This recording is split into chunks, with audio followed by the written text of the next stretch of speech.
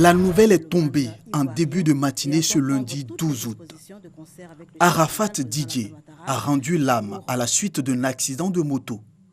À la polyclinique des Deux Plateaux, lieu où il a passé ses dernières heures, difficile de se frayer un chemin. Amis et fans de l'artiste sont venus de tous les quartiers d'Abidjan pour constater les faits. Arrivé sur les lieux, sa mère, Tina Glamour, était également affligée. À l'intérieur de l'hôpital, nous retrouvons l'un des collaborateurs de l'artiste, encore sous le choc. C'est trop difficile pour nous, pour tout le staff. Aujourd'hui, partout où je me trouve, j'ai dit que l'image d'Arafat est collée sur Bédel.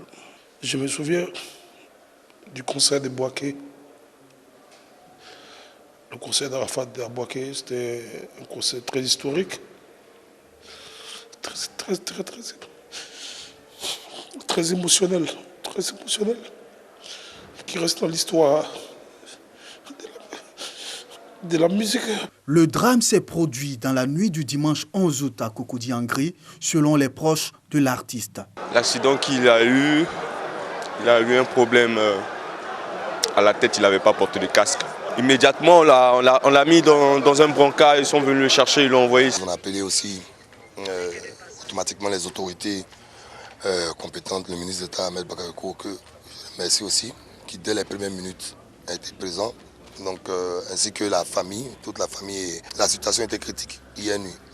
Mais après, il était dans un état de sédation. On attendait que ça remonte, ça pourrait remonter ou ne pas remonter. Et sur le coup de 8h10, il y a eu un arrêt cardiaque. Donc il s'est battu, il s'est vraiment battu. Il s'est battu, mais le matin, après, il a lâché prise. Cette disparition de Didier Arafat est une grosse perte pour la musique ivoirienne. Quand on dit Arafat, on parle d'un bosseur, on parle d'un travailleur, on parle d'un créateur, de quelqu'un qui aime innover, qui aime toujours faire ce que les autres ne font pas. C'est ce que je disais tout à l'heure, Arafat reste un lion et un artiste ne meurt jamais. Il a animé le coupé décalé, malgré ses frax, tout ce qu'on disait de lui, mais c'est lui qui donne la force aux autres. Né le 26 janvier 1986, Ouon Ange Didier de son vrai nom, Arafat Didier aura marqué la jeunesse ivoirienne avec le coupé décalé dont il était l'un des porte-flambeaux. Auteur de plusieurs tubes à succès, dont Moto Moto le dernier, Arafat a glané plusieurs lauriers à travers le continent africain, dont 2 au Kura Awards en 2012, à savoir celui du meilleur artiste africain de l'année et celui du meilleur artiste masculin de l'Afrique de l'Ouest. Il avait promis à ses fans de les faire danser au rythme de Kong, son dernier single en préparation, mais hélas, la mort a eu raison de lui. Les Chinois, comme il aimait appeler tant ses fans, ne le verront plus. Adieu Arafat, adieu Daeshin Khan, adieu l'artiste. Vous ne pourrez rien contre la volonté du Saint-Esprit. Le père René Abouo, curé de la paroisse, est encore sous le choc. Faustine Brou, sa secrétaire, a été taillardée par un individu non identifié alors qu'elle se trouvait encore dans son bureau. Je voudrais dire tout simplement que l'acte a été violent, odieux. C'est vraiment de l'horreur. Et les gens qui ont vu le corps sont sous le choc. Église Sainte-Cécile des Deux Plateaux. Il est 18h15 ce dimanche 11 août. La cour de cette assemblée catholique est traversée par des chants, des prières et des complaintes, comme pour conjurer le mauvais sort qui vient de s'abattre sur cette paroisse. Mais comment un tel acte a pu être commis au sein d'une église dans laquelle un mariage et un baptême étaient simultanément organisés, avec un nombre impressionnant de paroissiens qui s'y trouvaient? D'autres personnes qui viennent demander la messe ou prendre des renseignements. On se rend compte que du sang sortait de son bureau et tout le monde a été alerté. On arrive, il gisait dans le sang. C'est ainsi que ceux qui étaient là l'ont amené rapidement dans une clinique de la place. J'ai parlé d'un inconnu dans ce sens qu'on ne l'a même pas vu. On ne sait pas qui c'est. Appelé à faire valoir ses droits à la retraite en décembre prochain, Faustin Brou n'aura pas le privilège de goûter à son temps de repos, après de bons et loyaux services rendus à la paroisse Sainte-Cécile.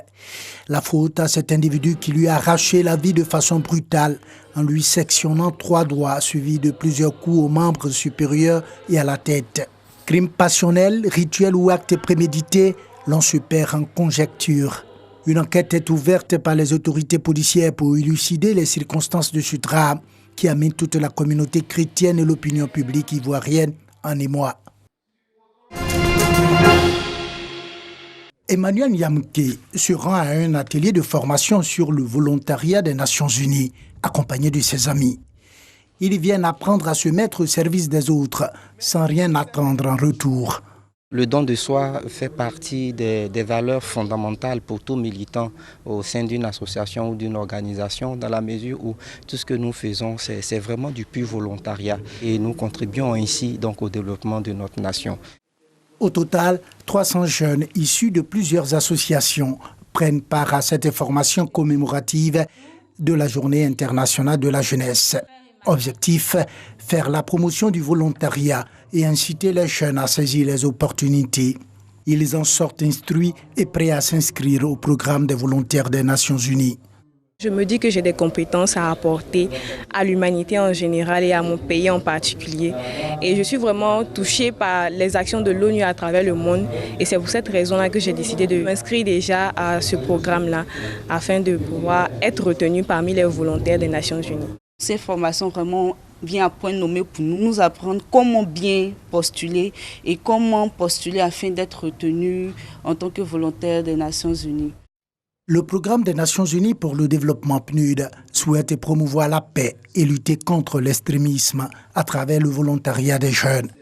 Cet atelier bénéficie du soutien de la francophonie. C'est l'occasion de faire profiter aux autres son expertise, son savoir-faire, son savoir-être et pouvoir parler même de son pays et découvrir d'autres pays dans le volontariat. On veut les outiller à pouvoir s'intéresser au volontariat eux-mêmes, comment créer leur profil VNU avec les mots-clés et cela peut être pour eux un tremplin afin d'améliorer leur vulnérabilité concernant l'emploi. Quand on est volontaire des Nations Unies, on est volontaire à vie parce que c'est un don de soi. On apporte ce qu'on a reçu, ce que la Côte d'Ivoire nous a donné, ce que le monde nous a donné, on lui apporte en le faisant de manière volontaire. Le programme des volontaires des Nations Unies est actif dans 130 pays. 7000 volontaires, dont 51 en Côte d'Ivoire, contribuent à soutenir la paix et le développement à travers le monde. Jour de reconnaissance et de soumission à Allah. La Tabaski a été célébrée dans la ferveur et le recueillement dans les différents quartiers d'Abidjan. À Abobo Banko, quartier Sagberan QG, l'imam Djibril Kouyaté a, dans son sermon, invité les fidèles à s'approprier l'acte d'Abraham, mais surtout à être des musulmans pieux et sincères. Les fidèles musulmans de la grande mosquée du quartier Kennedy à Adjamé-Williamsville ne sont pas restés à marge de cette célébration. Dans cette mosquée, la célébration de la Tabaski a tourné autour des idéaux de paix.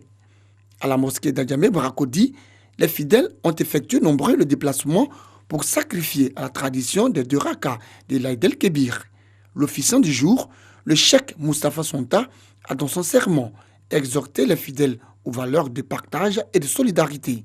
Il les a également invités à être des apôtres de paix pour l'édification d'une nation forte, gage de tout développement.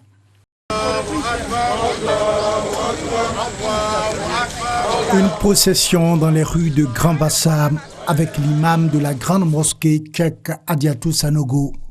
Chantant les louanges de Dieu, l'imam, accompagné par des fidèles, se dirige vers le phare où se fera la prière de l'Aïd el-Kébir ou fête de la Tabaski, composée de 2 rakats. Allahu Akbar, Rabbil Alamin, Ar-Rahman Ar-Rahim. Allahu Akbar. Allahu Akbar. Assalamu alaikum wa rahmatullah. Un peu plus loin au quartier Château de Grand Bassam, l'imam Moussa Dramé sur le minbar de la grande mosquée Fatima Zahra prône la soumission à la démocratie et à Allah, des valeurs incarnées par le prophète Ibrahim, lors du sacrifice de son fils Ismaël, marquant l'histoire de la Tabaski. Nous demandons à nos fidèles de suivre l'exemple d'Abraham, qui a opté pour la soumission. Après son sermon, l'imam Moussa Dramé a immolé son bélier. Il donne ainsi le ton aux fidèles musulmans pour le sacrifice de leurs moutons de Tabaski. Ils sont soutenus par les autorités de la ville de Grand Bassam. Il voudrait exhorter tout le monde à s'engager résolument et de façon définitive dans la réconciliation. La fête de l'Aïd el-Kébi ou de la Tabaski est une occasion de partage et de convivialité.